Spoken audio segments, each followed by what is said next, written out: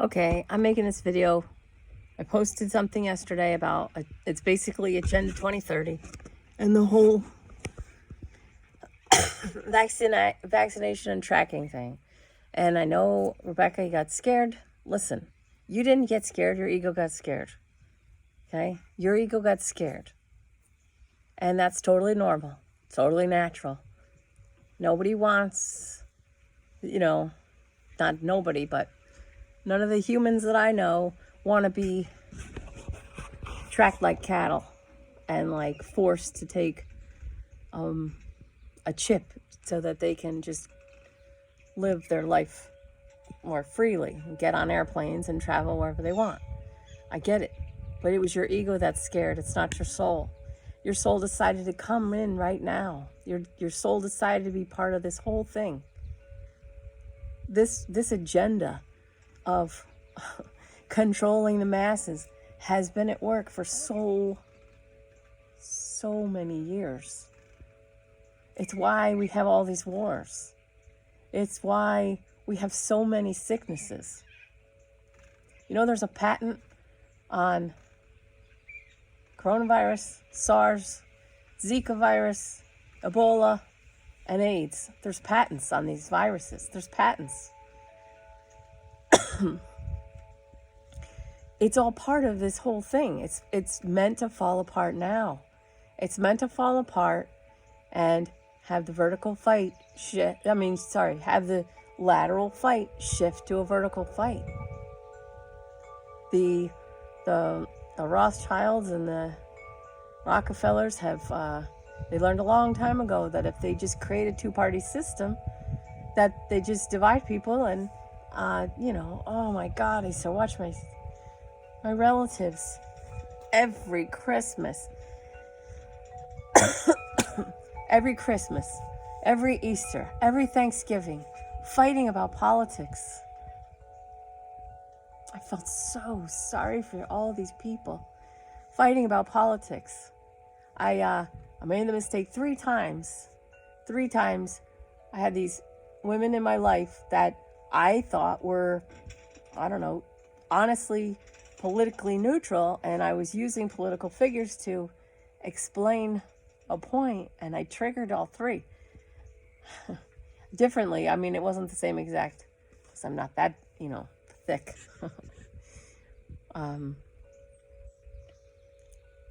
It's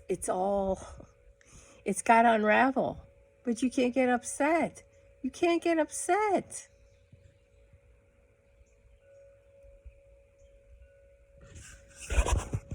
You have to realize that while people have been just trying to live free and just trying to enjoy their lives and all this stuff, there has been a plan that was hatched a very long time ago to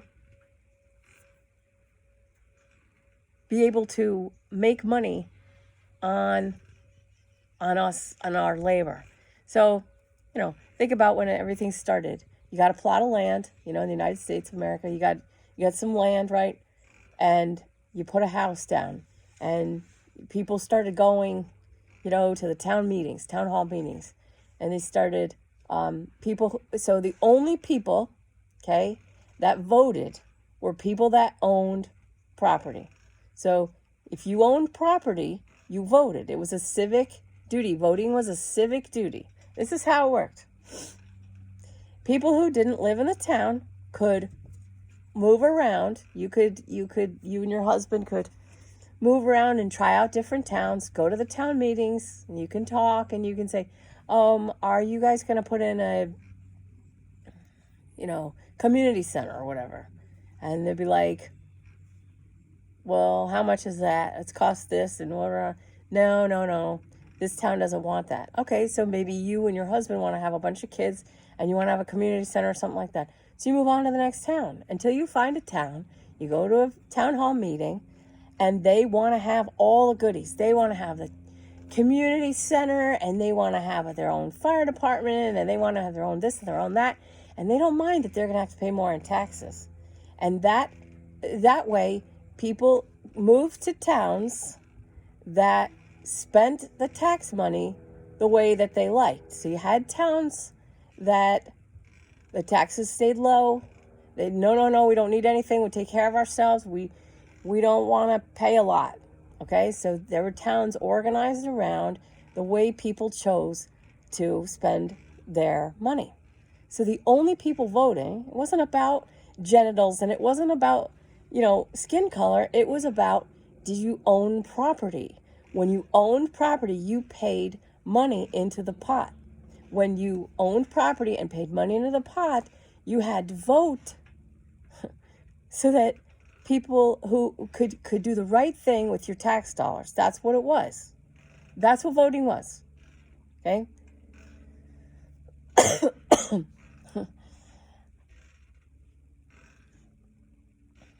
People who lived in a town that they didn't pay taxes in still enjoyed being able to go to these town meetings, speaking, asking questions, all the same stuff that the people who paid taxes enjoyed. They enjoyed the town, however it was, whatever, but they could move around until they found a town that fit their needs. If they had a lot of kids, maybe they want to pay a lot for the school.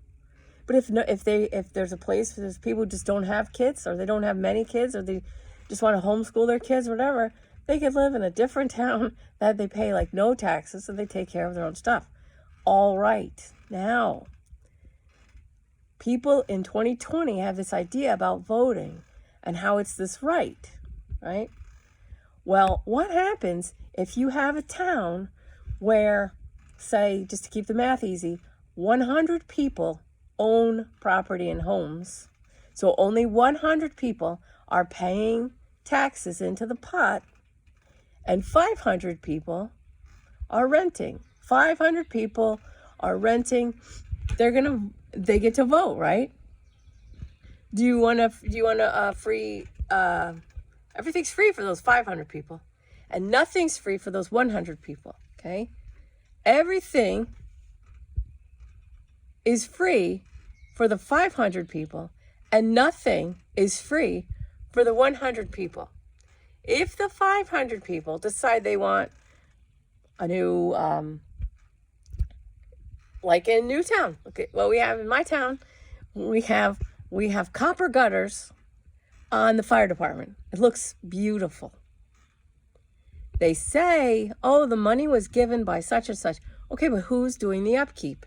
They planted 80, boxwood hedges at a parking lot that no one parks at. Like, no one goes to this field. And there's 80 boxwoods.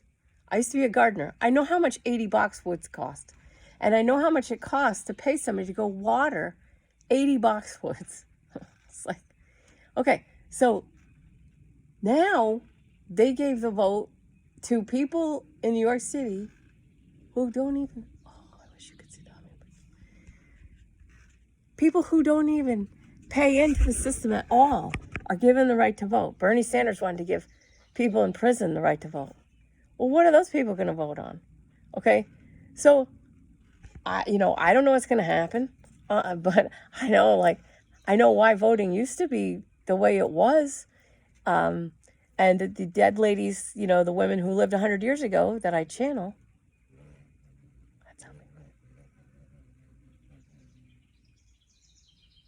They say voting was a civic duty. We didn't want to go vote. We were just going to vote the same as our husbands. And all these families, it was about families.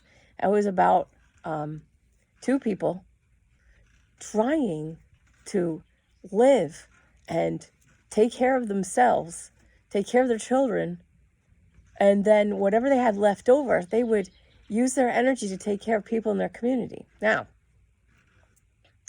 Sunday was supposed to be a day of rest. Sunday was a day you didn't work and you went to church. And while in 2020 going to church is not, fun, they didn't have televisions and churches where they got together and they got to catch up on what was going on in the community for the last week. So that was their community time. That was their relaxation time. So Sunday was a day of rest. Now,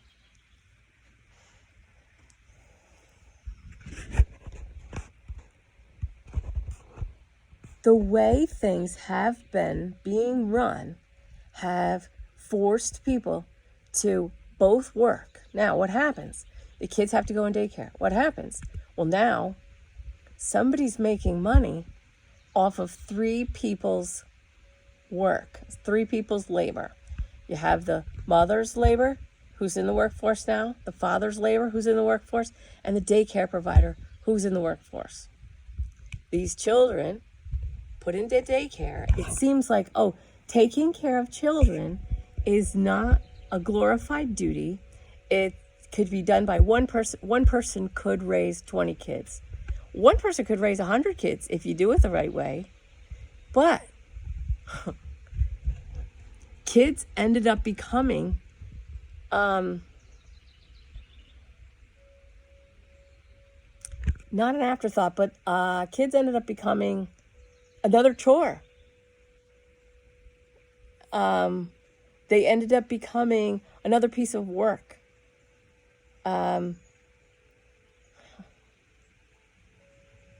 This Spanish grandmother that I channeled a long time ago, and I didn't do her justice.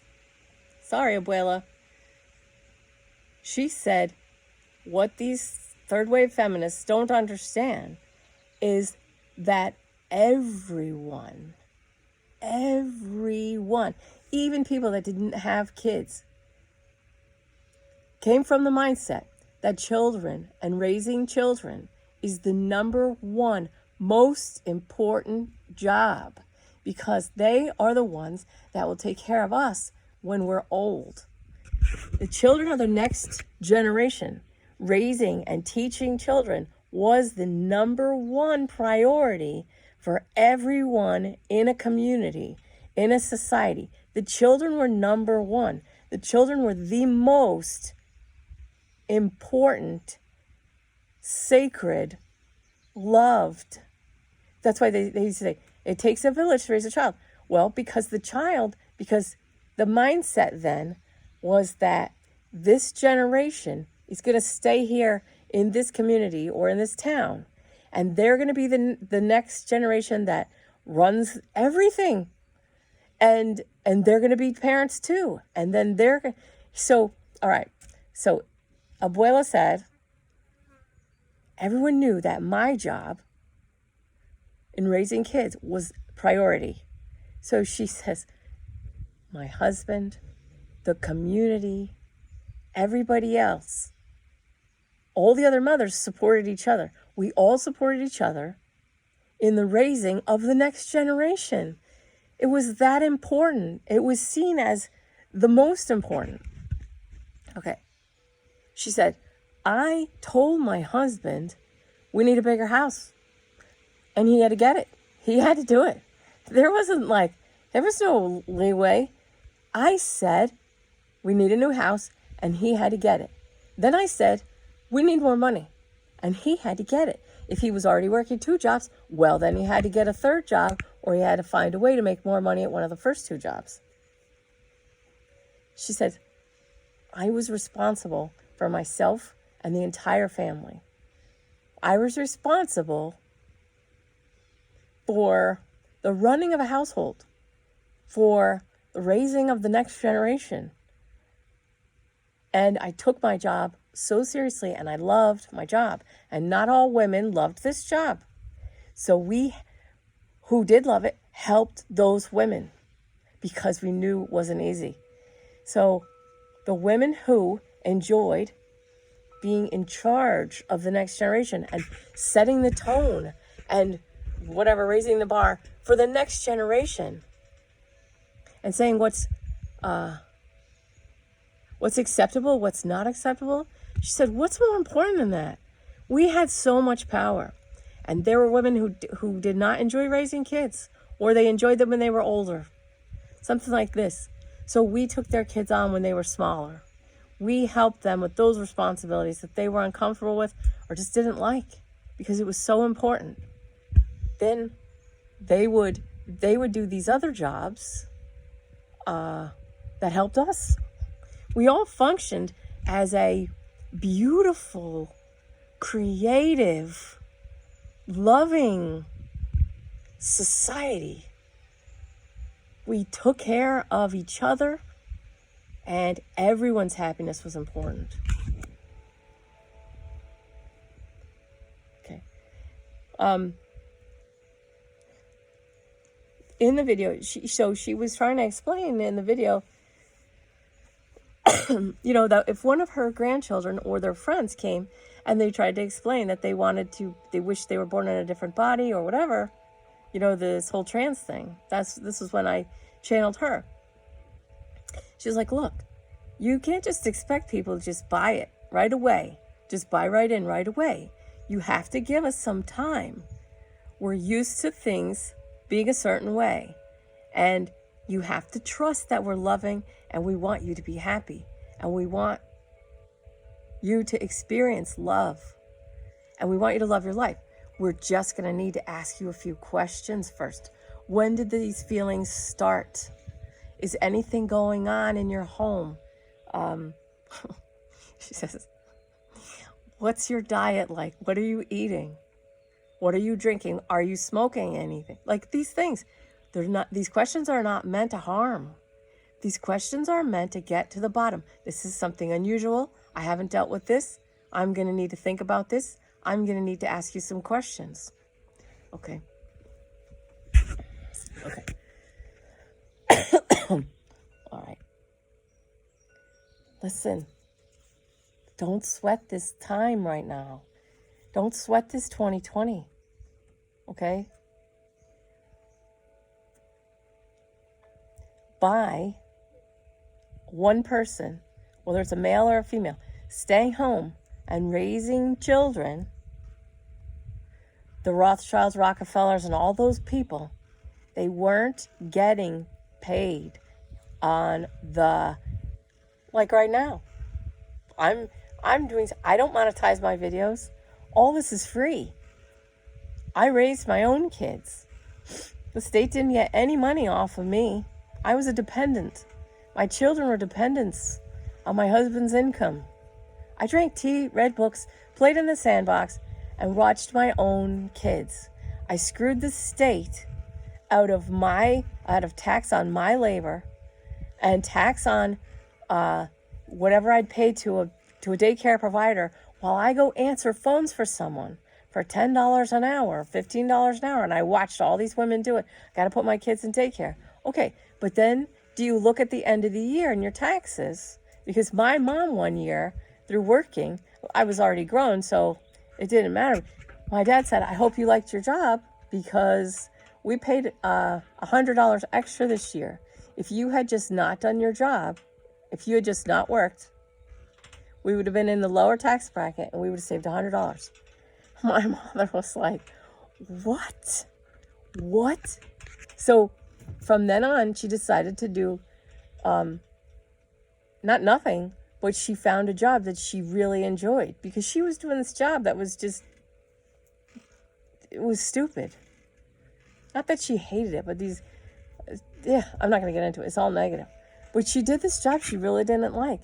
And it cost my family $100. Not to mention how much, gas she paid to go to the job and paying for clothes that she bought for work. If I ran the world, I would make it so that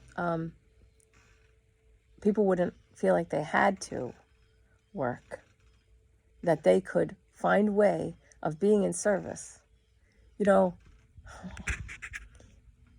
They spend like $20 billion a year just in the United States on secret programs. Secret programs. Shh. Okay? This needs to happen now. Bethany Beatty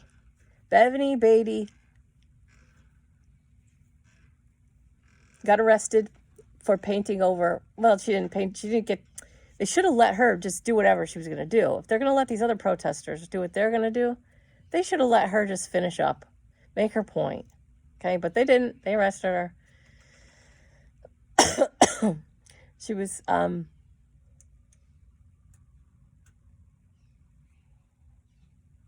as she was getting arrested, she's saying, Jesus matters. She's painting over Black Lives Matter in New York City, and she was saying, Jesus matters, Jesus matters. Okay, and if you need to watch Bethany Beatty in her own words. You need to watch her whole. Let her talk for herself from start to finish. Don't make some judgment based on little snippets and clips from Twitter. I mean, that's just common sense. But Bethany Beatty, okay? Jesus matters, Jesus matters. And while she's getting arrested, she's talking about how many Black lives die this way and that way and this way and that way, okay? Now, someone sent me today that the Planned Parenthood, New York Times says that the Planned Parenthood in New York City disavows Margaret Sanger. Margaret Sanger created Planned Parenthood. She's a eugenicist, just like the Gates family. Okay? This is so exciting. All this stuff's so exciting. I am sure that the New York Times would not be reporting that Planned Parenthood in New York City disavows Margaret Sanger, its founder, if Bethany Beatty did not do what she just did. Okay? Now, the comment that I'm making this video for was something like, okay, because I showed, I put up the man from Ghana who's reading the document from the Rockefeller Foundation about how, about COVID and creating, creating two different strains of a disease, one that's not a high death rate, but using the media to promote as much fear as possible, okay, and seeing who's gonna take it, who's gonna follow the mandates and the lockdown. Okay, now I had COVID. Okay, that's probably a whole different video.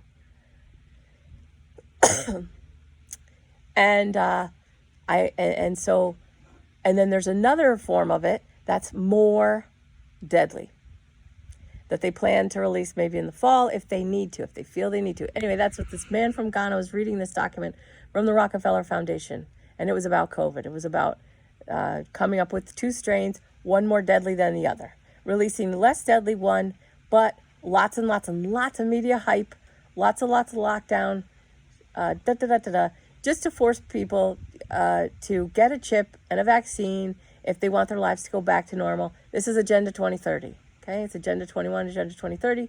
It's about mass control of the whole population. All right. Now, while that's been happening, that's been going on. The Rockefellers, Rothschilds, they each, they started a two-party system a long time ago. Republican, so Linda Rothschild, I'm with her, so Hillary's her girl, okay? This has been so obvious to so many people for so long that, the 2016 election was supposed to be between Hillary Clinton and Jeb Bush. Well, so many of us thought, well, it's going to be obvious now, right?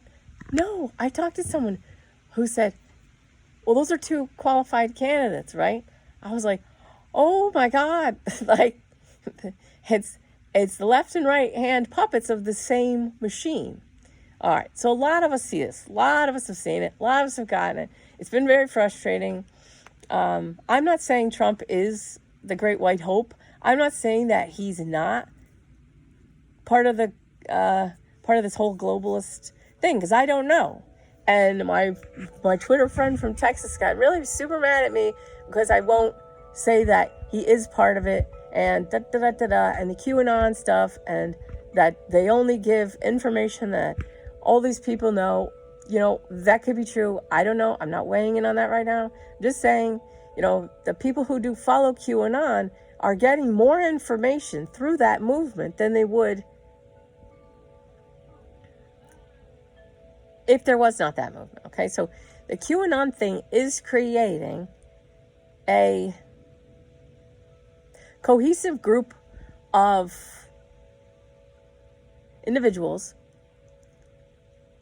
who, through the use of questions, and it could be a psyop. I'm not saying QAnon is not a psyop, and I'm not saying that Trump is not a globalist, because I don't know.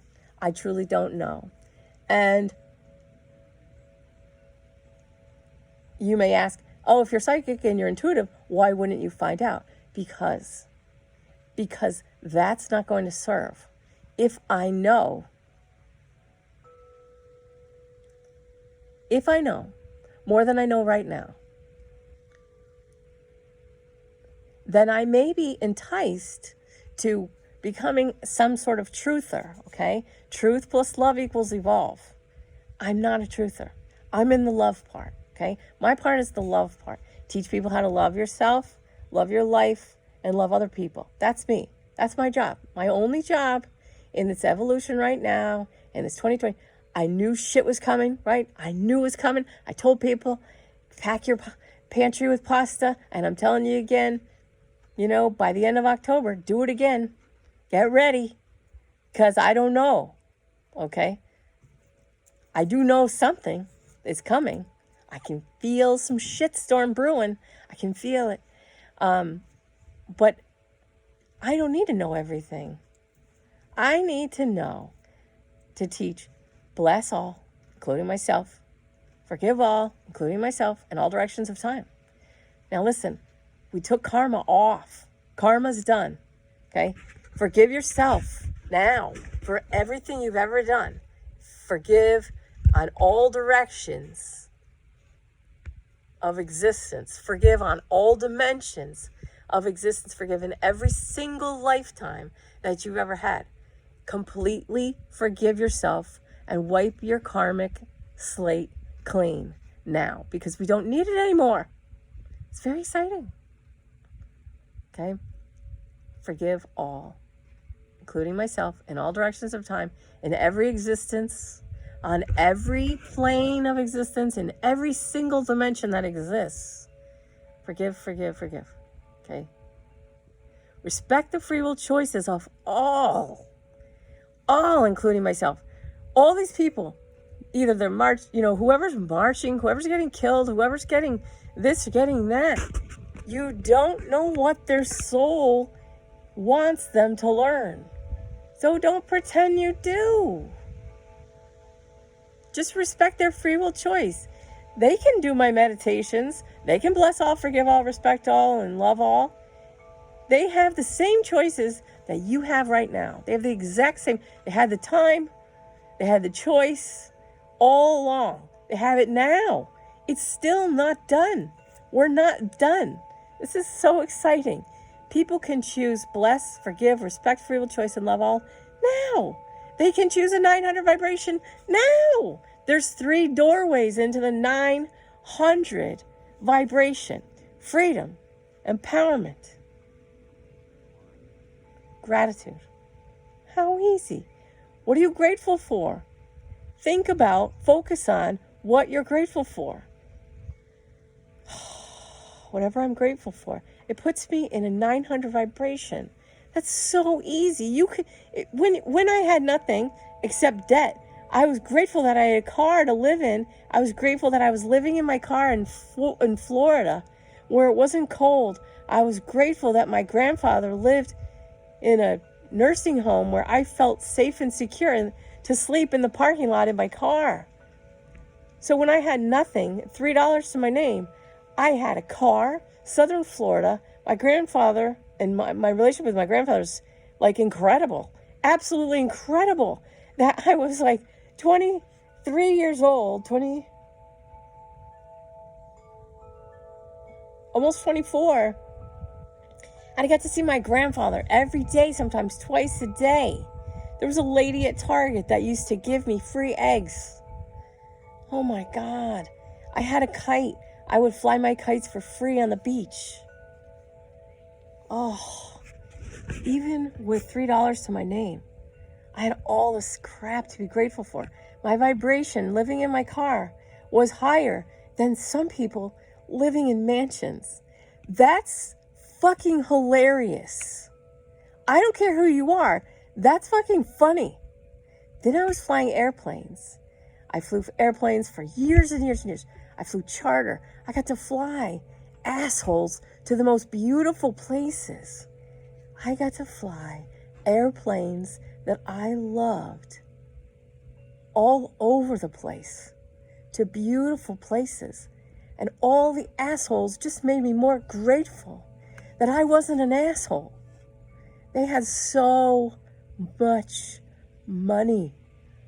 Oh my God, you should hear what they complained about. Oh my God. There would be, I flew to Navajo. There were 4 couples. I flew this Navajo. There was 4 couples. I picked up 8 people in Nantucket. We dropped, and then so just me flying by myself. So I could hear all this crap going on in the back. These people, all 8 of them, just spent this, what was probably this beautiful weekend or week or whatever on vacation in Nantucket, right? Lap of luxury, right? Okay, I drop off the first couple. The other 3 couples tear them apart. Just trashed the crap out of the 2 people I just dropped off. Okay? Then I drop off the second couple. The last 2 couples trash that couple. Can you believe it? Oh my God. Who's jealous of these people? If you're jealous, stop. They're all assholes. Then I drop off the 3rd couple. And the last couple is remaining.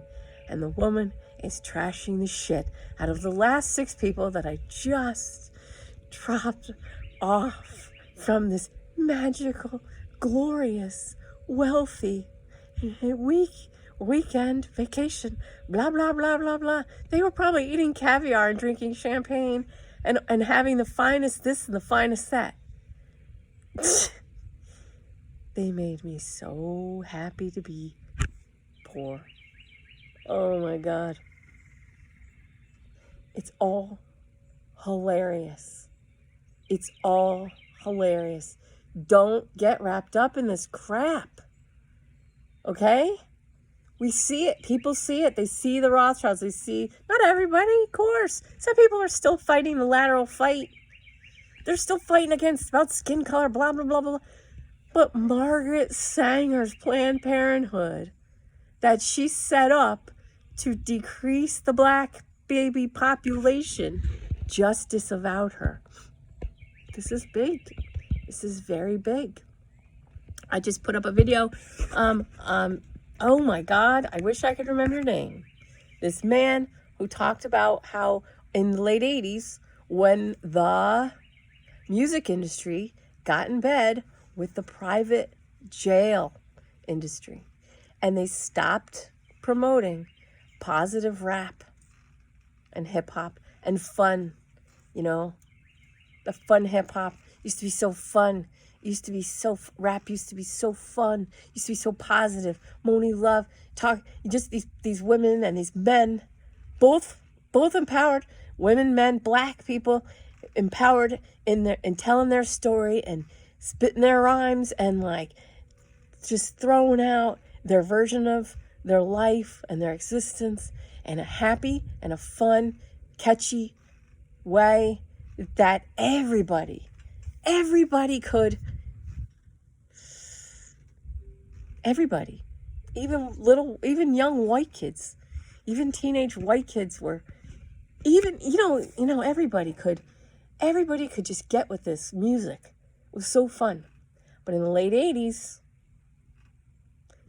private prisons got in bed with the music industry. I posted this video on Facebook. If you want to go on my Facebook, Carla Bates Barzetti, just look at the crap I post on there. Get excited, man. Get excited. People are waking up. And some people are really crabby when they wake up. And some people are getting really angry when they wake up. And you're getting really scared when you wake up. But that's just your ego getting angry, scared, blah, blah, blah. That's not your soul. Your soul's like, yeah, man, I fucking picked this period of time to come into this meat suit at this time. Oh, dude. Get excited.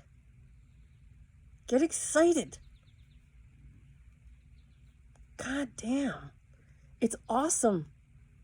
Just like Brevity says, Jesus matters. Fucking love Jesus, man. I love Jesus. And I love all the people that love Jesus. I don't care what color they are. You should see me chilling with old black women. We feel it. I swear to God, we can feel it on each other that we both love Jesus. I swear to God. We can feel it on each other. We can smell it on each other. We just sense it. We don't talk about Jesus. We don't need to. Sometimes it comes up, but it doesn't usually. But we enjoy each other. And that's what it is. That's the common thread. And whether QAnon's real or not, it doesn't matter. Because there's an ass load of people coming together through the internet, following each other and supporting each other. And, oh my God, they're all over the world. There's people in all different countries that are QAnon people. If it is a PSYOP, I understand if it's a PSYOP. Okay, so if it's a PSYOP, it is just giving information that many conspiracy theorists and people who've been paying attention have had access to the Rockefellers, Rothschilds, Nancy Pelosi, Bill Gates, Fauci, Birx, all these people, like, oh my God, and so many people in Hollywood. Oh, you guys have so much to hide. Hollywood's so quiet right now. Did you do, Robert De Niro? What did you do? Why are you so angry? Why are you so mad? Does it have anything to do with the executive order from 12/21/17? Why so mad? Why you mad, bro? Why you mad? Huh? Why are you so mad? All right. Anyway, the QAnon stuff. It could be a PSYOP. They could be just giving the information that all these, like my friend in Texas, okay, she knows way more than I do. The FEMA camp people have been paying attention to the Walmart FEMA camp crap, and they've been putting that up on videos, and it's scary. It's scary. This Agenda 2030 stuff, it is scary. I will give you that, okay? But you can't get scared, or you're going to lower your vibration to 150 fear. So don't get scared. Focus on your 900. Gratitude, freedom, empowerment. Focus on your highest vibration. We become the light that exposes all. The more people that leave the ridiculous lateral fight that most people really don't want to fight about skin color, about gender, about we move past all that. Martin Luther King marched, okay? Gandhi, he did his thing. We did this. We've done it. The only way that the people at the top of the vertical fight, which is what we need to move towards next, that's the next thing. We need to focus the vertical fight, against Soros and Gates and Rockefeller and Rothschilds. That's the vertical fight. Those people are at the top of the vertical fight. The only way that they can stay, because they're crushed. As soon as the vertical fight starts, it's over. Because there's a massive amount of regular old humans who just want to be happy and free and feel loved, be loved, right? The only way the people at the top of the vertical fight can keep the lateral fight going, which is what saves them. The lateral fight is always what's saving the Rothschild, Soros, that group, the people at the top.